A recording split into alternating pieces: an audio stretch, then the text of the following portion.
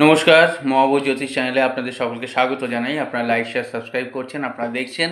আপনাদের অসংখ্য ধন্যবাদ। যারা এখনও করেননি করে নিন, যাতে পরবর্তী ভিডিওর নোটিফিকেশন আপনারা আগেই পেয়ে যান।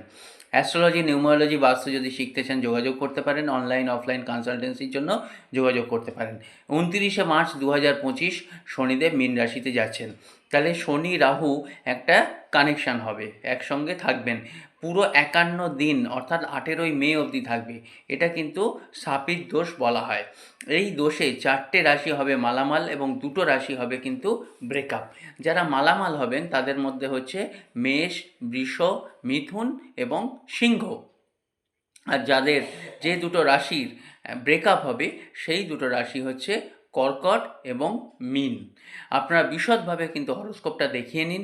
কারণ কি, যদি আপনাদের দশা, অন্তর্দশা, প্রত্যন্তদশা ভালো যায় তাহলেও কিন্তু আপনার